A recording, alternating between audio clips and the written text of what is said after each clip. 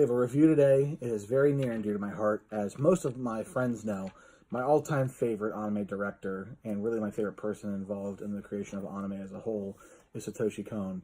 I absolutely love his work. I have everything that he's done that's been released in the U.S., his art book, and recently they released the 20th anniversary for Perfect Blue. It is a Blu-ray, and it comes with the original theatrical release as well as the new remastered version. And believe me, I tell you, I am so excited to watch this. But I wanted to do a review because I feel like some of his movies have not gotten the notoriety in recent years. And on one hand, I will blame it on Hayao Miyazaki. Now, I love Miyazaki's movies. I do. Within reason. But because of the movies and the attention they've gotten, I feel as though there's a lot of other styles of directors and things that have not gotten the love and attention they deserve. I look at the fact that Tokyo Godfather still does not have an English dub, and it breaks my freaking heart. So while we're at it, let's drop back to 1997 and introduce one of his absolute masterpiece films, Perfect Blue. I don't want to go too far into the plot with it because I really do feel like if you're watching this and you haven't seen it, you deserve to see it fresh. I will say that the characterization for Mima and Rumi are arguably two of the greatest characterizations that I've ever seen in an anime film. The journey it takes you on through both the real and the surreal are absolutely paramount for anime in its current form and where it's led us to. I feel like if you watch anything that, he has put out, you are going to experience a full storytelling that, you're left satisfied at the end. You might not realize how it satisfies you. A great example is Paranoia Agent. When you get to the end of that series, you're left satisfied, but it's in a very weird, almost empty satisfaction. It's hard to explain if you haven't seen it. So I recommend everyone watch it. As far as the, box set here, I'm trying very gently to open it very gently. I love what they chose for the interior. If you've seen the movie, you recognize this. It's important.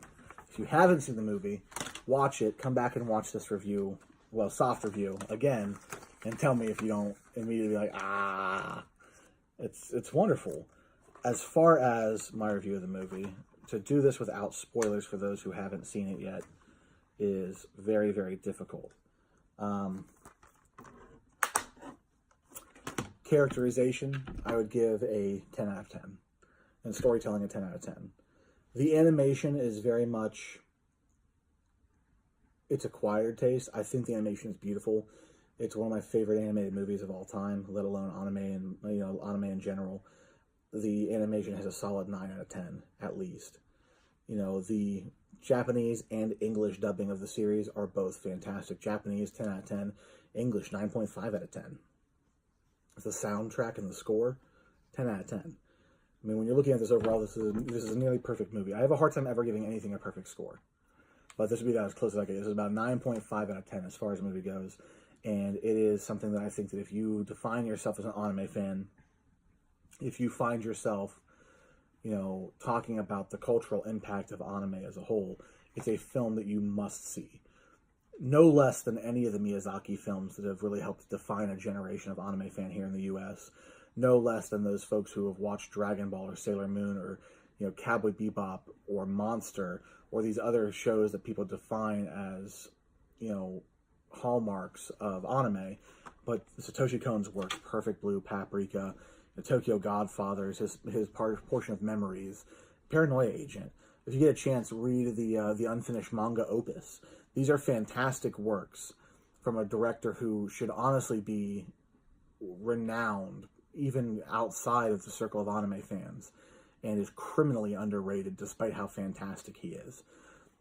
Normally I try and do a lot more, joking and upbeat, but I'm actually very passionate about his works, and I'm very passionate about, making sure that we keep the anime, community alive.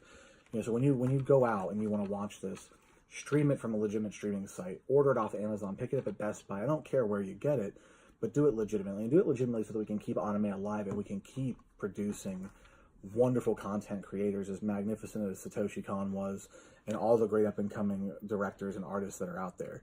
I don't think that you'll regret it. So, you know, Perfect Blue, 9.5 out of 10.